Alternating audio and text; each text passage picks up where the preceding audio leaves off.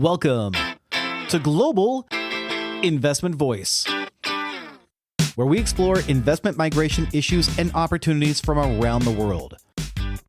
With a special focus on the U.S. EB-5 Immigrant Investor Program, we'll also cover citizenship and residency by investment programs from around the globe.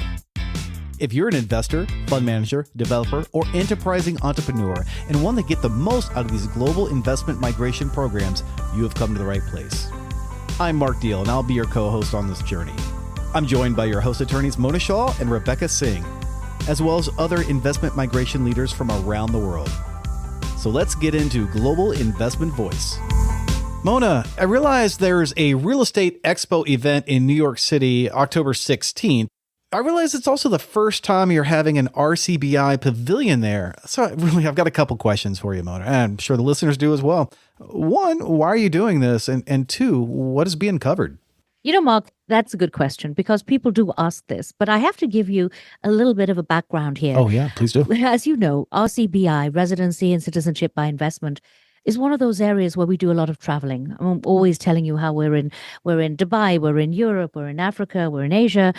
And it's not often that we do events in the United States, except for domestic events where we're also discussing the program and there's a learning factor, an educational factor. But with the New York City Real Estate Expo, we have been working with this team since 2012. I think we did our first event with them in 2013. We focused mostly on EB-5 because that was the flavor of the month at that time. There has been a bit of a sea change in the type of investments, residency by investment programs, which has happened over the last 10 years.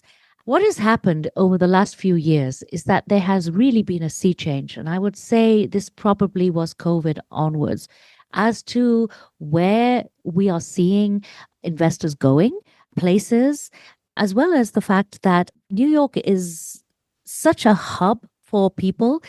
The New York City Real Estate Expo, it really brings in 10 to 15,000 people. And those 10 to 15,000 come from all over the place. They're brokers, they're developers, there are actual people who want to buy real estate. There are people who are thinking of moving over to the US. There are people who are moving elsewhere. It's such a mix of people. You know what, Mark? Let me stop myself here before I go on any further, because our guest speaker today with us, he's not really a guest speaker, is Sam. Returning to the show. Yeah. We should call him our in-house speaker, Right. Sam Bayat. He has a lot to add on to this. And then I'm Excellent. sure he would be able to fill you in on some of your questions. Sam, welcome back. Thank you very much. It's good to be back. The timing is perfect, first of all. I mean, the Expo in general is a great event for people to find out about all sort of real estate opportunities. But now to bring this extra flavor of RCBI's residency and citizenship by investment into the whole picture. And the timing with the US election is perfect because the mindset of Americans to explore opportunities beyond their borders is on the rise. I have to really agree with you, Sam, because we noticed the change during COVID. We did a RCBI seminar remotely during COVID with the New York City Real Estate Expo, and it was such a success. And that's when we realized how many people from the United States were interested in either purchasing real estate overseas or, more importantly, citizenship or residency. Exactly. Well, that's why the investment migration programs, I think, could really help the mindset. And I see the motivations behind this trend in four categories. A, as you mentioned, the post-COVID mindset, luxury and freedom for many Americans to have a second passport, second nationality, or residency. Also, the political divisiveness, where I think maybe Americans are tired of these bipolar or both major political parties. And then, of course, the economic uncertainty that many wealthy individuals are concerned with in the US. And maybe they're seeking opportunities abroad. So the timing, I think, is great because they will see in one place almost everyone in the investment migration programs. So they can look around and see what are their options. I agree. The timing is good, but at the same time, I believe that the mindset of people has changed. And you have seen that yourself, Sam. You've seen how a lot of people wanted to only go to Canada, America, the UK, the traditional countries at one point. That's not there anymore. And that's one of the reasons as well why we have so many developers coming in on the show from Portugal, from Greece, from other countries. Yeah, those other countries kind of led the way, right, Mona, and kind of set the standard. And other people are like, hey, this is a good idea. And maybe that's why they're coming open more, or not really? No, not really. Okay. The whole citizenship by investment, as Sam will love to tell you, really started from the Caribbean. St. Kitts was the first country which actually offered citizenship by investment. In 1984, that's a long time ago. Yeah. It predates this show even. Yes. Well, there's always been a great citizenship by investment program. Belize had it, Grenada had it. There's been many. Today, the mindset is different where people actually want to apply into these programs and go and live there or utilize it. People that have gotten Belize citizenship 20, 30, 40 years ago, they had it for different reasons. But today, when the majority of Americans apply for the Portugal Golden Visa, is to actually go and live there, because of various reasons. So I think the investment migration industry is growing and is now offering programs not just to people from the South, but also people from the North. We thought about a keynote speaker very hard, Mark, and Sam and I decided that we wanted somebody who would bring not only an academic flavor, but somebody with real understanding and knowledge in the area. And we came up with Dr. Kirsten Surak. Excellent. Oh, she's great. I met her first time 10, 12 years ago when she was doing a seminar in Abu Dhabi, an American university, about the group of people living in the Persian Gulf, which are called the Bedoons, the people without nationality. Nobody recognized them. It was an interesting seminar she had. Yes, we had Dr. Kristen Sarant on the show last week, and she was a very articulate speaker and guest. She's a really good get for a keynote speaker for your event on October 16th. And it shows 10 years ago, perhaps we would have been more China-based. And the change, which has wrought in 10 years, is showing as well in the guest list, because we have a Bollywood star coming as well, believe it or not. Oh. We do. And the Bollywood stars is promoting Golden Visa, which is in the UAE, as well as considering whether or not he wants to himself choose EB5 and live in the US. Yeah, Mona, I'm looking forward to that one because it's not every day, not every episode we get to interview someone who's actively looking at a program themselves. Obviously, we have program directors, but as far as program investors, those are always interesting episodes. Those people they're usually reluctant to speak. It's also not every day that you have a Bollywood star coming on. Oh, that's true. I'm dancing in my seat here. Time for some selfies.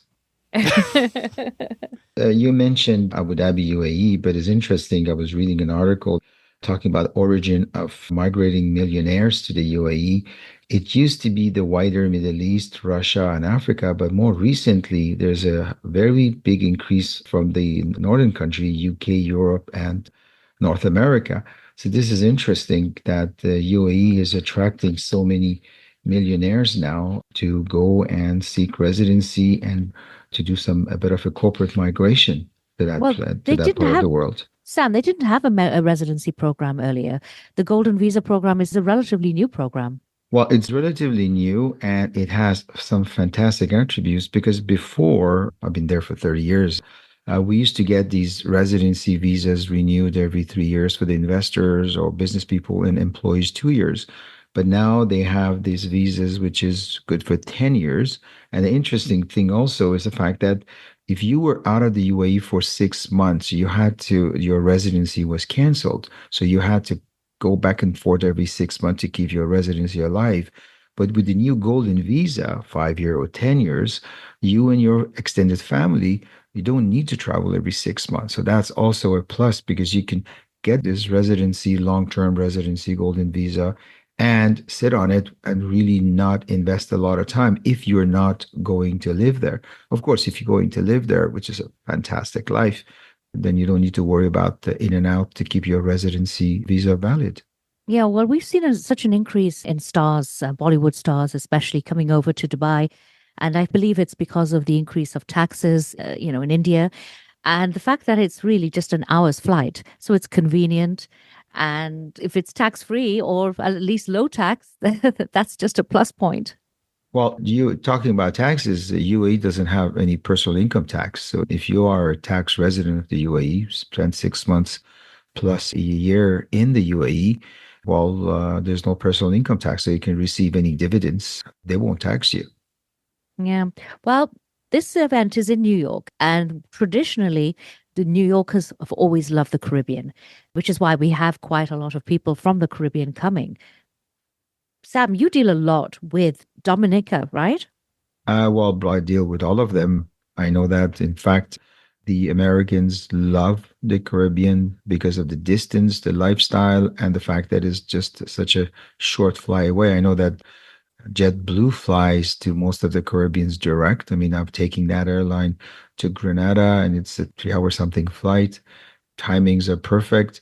And now that you can get your citizenship, then you can travel more easily, spend as much time as you want, acquire property, even move your company and become a tax resident of these Caribbean nations that have the citizenship by investment, which again is a tax advantage because there's no personal income tax in most of them, or at Yeah. least if there is, any income from abroad won't be taxed. And then the other point, Sam, is the fact that right now, with that whole nomad kind of feeling where you can just work remotely, it makes sense. Take your laptop, sit on a beach where life is easier, it's a lot cheaper, and you can work and you can still earn from the United States, but live over there. Exactly. Plus, if anything happens, That's a dream. yeah. And the interesting thing is that if you needed to physically to have a face to face and come back to the US, is you just a 3, 4 hour flight back home. Well, one of our future guests about to come on is somebody who's actually from the UK and decided he was going to live forever over in Grenada because he just fell in love with the islands. Sam, all of these programs have increased in price. Do you think that's going to make a difference? I don't think so. They all changed around July. Of course, there's a little dip in the number of applications, but it's going to go up again. It's not that much. And I think the people that can afford this, they've made so much money the last year, so they can really pay the extra fees and apply. Temporarily, yes, there's maybe a little halt, but I think within then 5, 6 months, everything should be back to normal. Outside of the Caribbean, and then of course we have the European countries. The other interesting thing with this expo is that we have new countries where you wouldn't normally expect people to want to go and migrate to.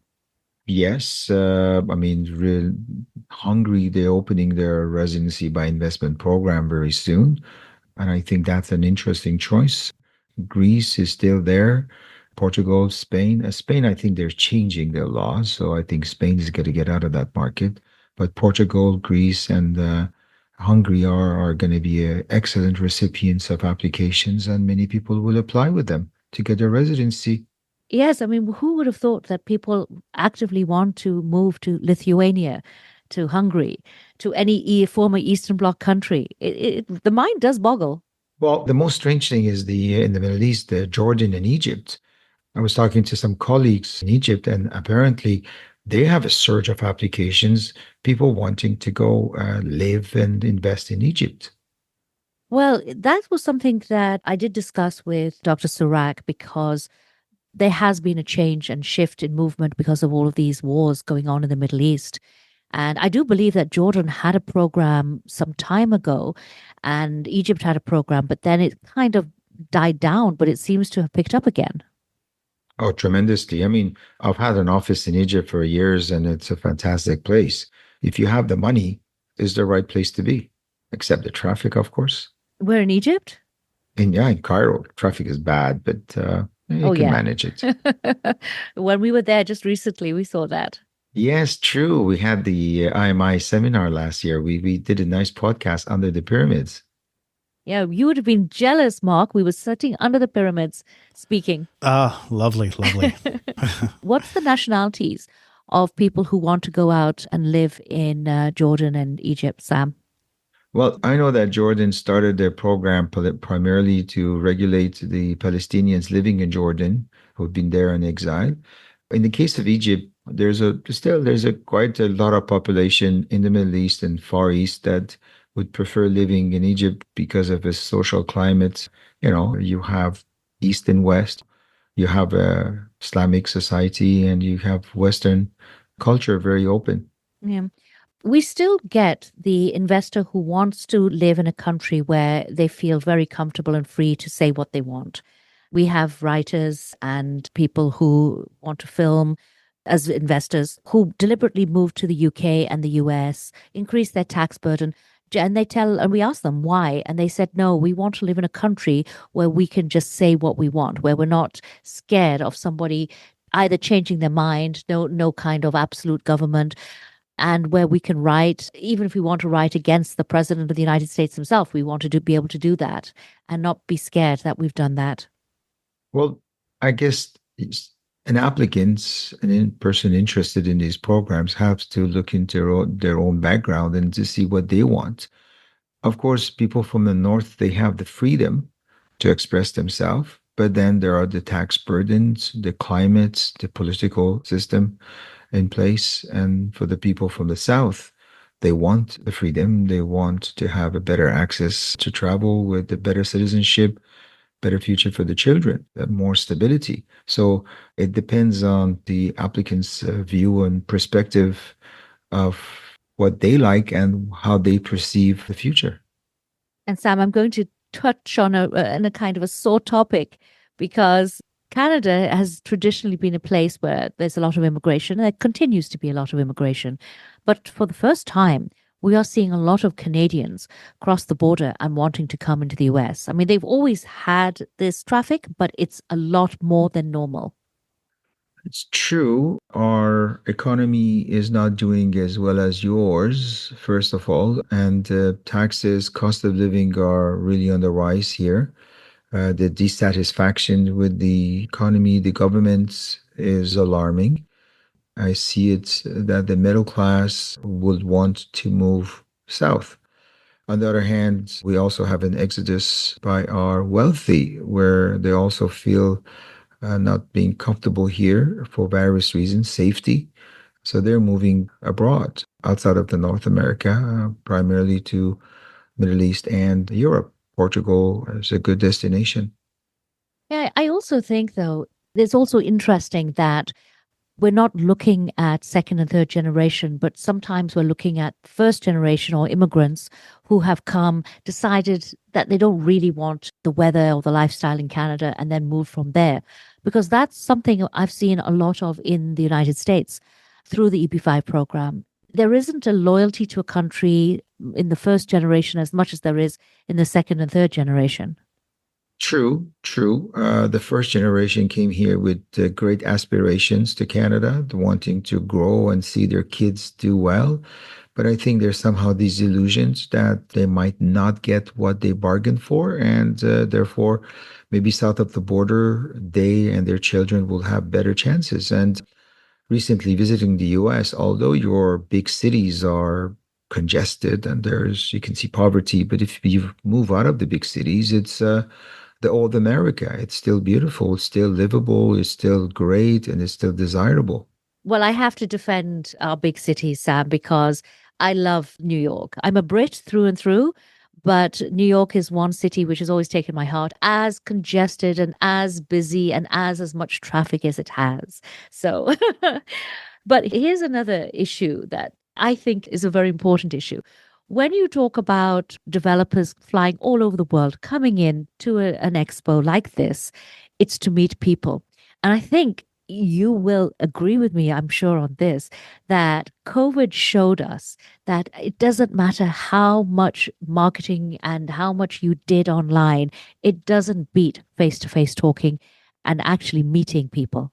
Oh, definitively. I mean, I don't know, maybe you call me old fashioned, but I still like a good handshake to feel the person. I like to look at their body language, and I like to see their expressions when I speak with them firsthand, not through a lens or monitor. It makes a big difference. And also, when you have face to face, you can go outside of the boundaries of that subject and explore other things and evaluate the person and who they are.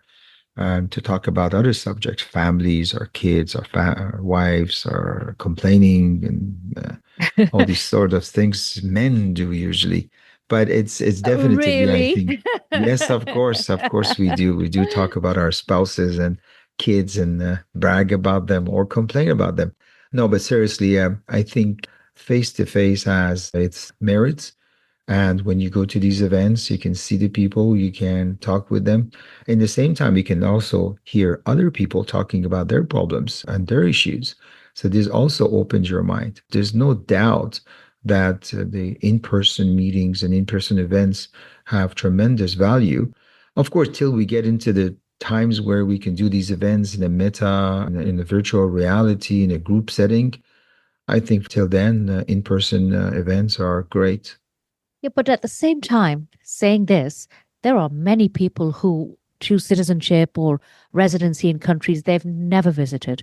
I've spoken to dozens of people in the UAE who would never go to the Caribbean because it's something like 16 hours and change of plane and this and that. And yet they've bought citizenship in the countries. How do you fathom that? Well, that's a difference. I mean, we have to differentiate. There's two type of applicants. If I make it a big generalization, there are people who actually are going to use the RCBI products, their citizenship to move, their residency to go live there. And then there are the people from the South, mostly the second group, where they need access, they need identity.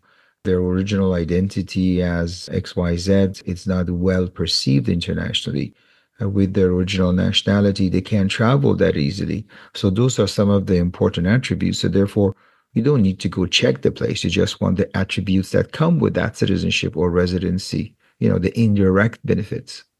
Yeah, I do agree with that. Well, in addition, there are people who obviously are looking for real estate. That's the interesting thing because other than the United States and now I think Portugal, every other program has a real estate connection. Yes. The smart people have tied up these needs with real estate, which makes it a great opportunity because not only you're getting your residency, for example, in Portugal, where you have a property there. So you diversified your portfolio by having something, let's say, outside of the US. Now, of course, if you spend the time to buy a proper property, then you could see a tremendous increase in value. And in the same time, you are now a resident of that country, or citizenship. You can invest in a hotel in the Caribbean. So you are owner of an Intercon, let's say, Intercontinental Hotel. You have shares, you have some dividends. So you diversify your portfolio. And at the same time, you acquire a new citizenship, which allows you to have a different identity and travel more easily. Is that the reason people do buy multiple passports? Well, one of my clients has 8 citizenship. Oh, wow. Yes. Now that's just being spoiled. Yeah, well, it's like cars. I mean, it's like cars. Ordinary people have one car, and rich people have several cars for different occasions. But I think in the New World Order, well, if we compare it to cars, I think in the New World Order, people will require different type of document to travel to different places. I mean, look, soon we're going to have ETAs in England and Europe for everyone. Would you be able to answer all the questions on the ETA? Maybe not. But if you're a resident of Europe, then you don't need to. Same thing soon, maybe with the BRIC countries. Maybe it's easier to travel to that region or that group of countries if you had a certain citizenship. For example, look now, if you have Grenada or Dominica, you can travel without a visa to Russia and China. I mean, imagine an ordinary Canadian or American wanting to go to Russia today. Well, you need to apply for a visa. Would they give it to you? How could you justify it, But if you Yeah. had Dominica, you just take a flight. The only issue is to find a ticket. Right. China, the same thing, I'm pretty sure in the future to have multiple passports will be like a different credit card. So you use your Amex in a certain situation, your Visa or your MasterCard in a different situation. Ah. Is it better to have one credit card or is it better to have all 3? Or there's diners, I think, still in there. So it's better to have 4. So it's better to have 4 credit cards in your wallet than just one. That's a good point. Use the one that is more applicable to the situation. It's like watching Netflix or something. Sometimes people use a VPN to generate content, whatever, access for me, Star Trek, to watch a program they like from wherever they happen to be. It seems like there's more control over people and the movement of people than the movement of products. I can buy and use an iPhone almost anywhere, but as a human being, there's all these rules to live by. And it sounds like having multiple passports makes things a lot easier. Well, definitively, it's a plus if you can afford it. An ordinary person might not be able to afford one car or one credit card. But if you can afford having multiple cars or multiple credit cards, multiple properties, if you can diversify your portfolio, why leave all your money in one place? If something happens, that's tragic. But if it's diversified, plus you should not have your portfolio in just property. You should have some cash, some gold.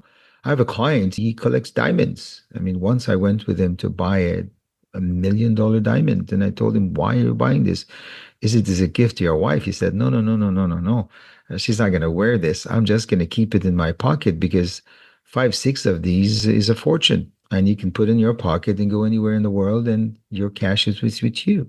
Yeah, there's diversity of investments, but there's also multiple purposes for the investment. And I think as we covered here, lots of people invest in real estate, but not everybody invests in real estate and get the added benefit of opening up travel options abroad. And it sounds like that's what a lot of these RCBI programs are tailored for. Exactly. That's a brilliant comment. I like that. Well, it's actually the layman's view, Sam. I'm a layman. Yeah, when we both work in the industry, we understand it a little better, and sometimes it removes us. So when Mark listens to us, and he's listened to quite a few of these episodes over the years, he's now got a different understanding. I think still we're going to be able to help you buy something in Grenada, Dominica, and the Caribbean, or maybe in Europe. Why not? Yeah, Bob, maybe do you want to leave Dubai. Atlanta?